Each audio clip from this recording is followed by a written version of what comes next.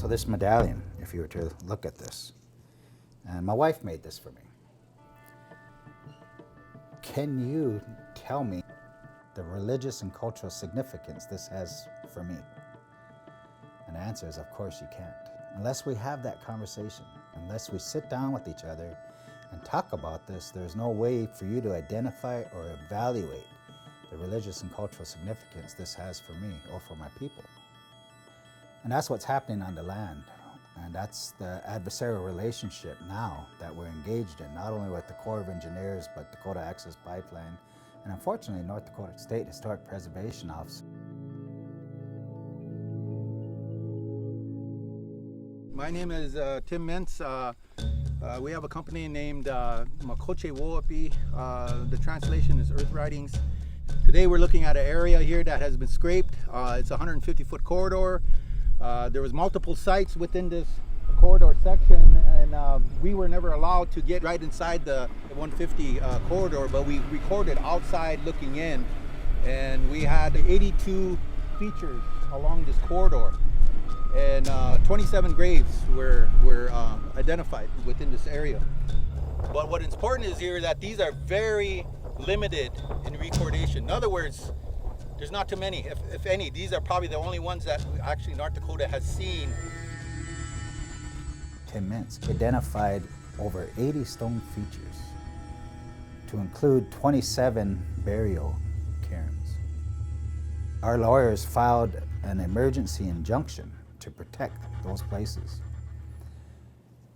When that federal judge received that injunction and all those GIS points, all those site maps and descriptions of what was there, they gave them to the Dakota Access Pipeline. The very next morning, they came across the land with bulldozers, attack dogs, and security.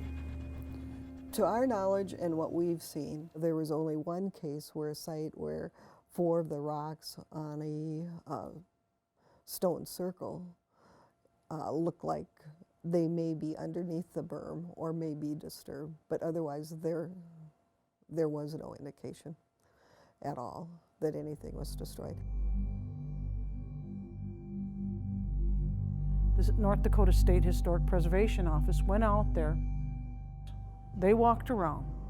They did not see anything that they, as archaeologists, would identify as sites of religious and cultural significance to Standing Rock Sioux tribe.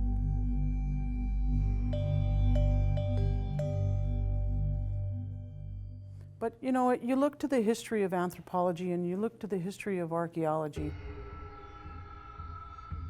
There's a lot to be said about the old school way of thinking and what they're calling the new archaeology. There's individuals who are of a mindset that only they scientifically can say that there are no sacred sites there. I think archaeologists look at cairns differently than the way Tim looked at the cairn. We're looking for certain characteristics, and we also look at the geology of a site. So if it's in a glaciated area and there's a lot of stones or rocks in that area, it has to be like a stone circle or something that's very definable, and not a case of where we would just select some of the glacial erratics to connect to something. You know, Tim and others can see some designs based on the rocks that are there, and there may be, you know, many more rocks than what he's using to define something. And that, you know, that's the difficulty archaeologists are seeing is, you know, they're used to seeing features that are clearly defined. Archaeologists, they don't see these.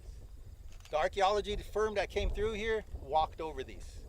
They do not have a connection that we have to our spiritual walk of life in relation to how our society members and leadership came to these types of areas to give those types of commitments or pledges. Today we're looking at an area that has totally destroyed one part of our society's walk of life where pledges were made.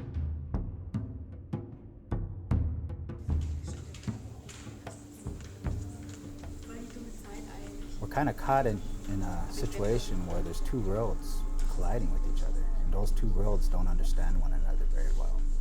If you look at American anthropology, American archaeology, native languages and oral histories should be the database that they draw upon. But there is a challenge, because to say religious and cultural significance, for us, it's like trying to get a round peg to fit into a square hole. People tend to look at us as archaic people, that we're something from the past. But we're not. We're alive, we're vibrant, we're beautiful.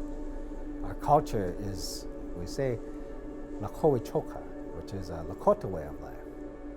And what people don't understand is Lakoi Choka Ogna Mawani, that Lakota way of life is within me. So now we're saying, as Native people, as indigenous people, enough is enough. We're not going to allow you to control our narrative. We're not going to allow you to define who we are.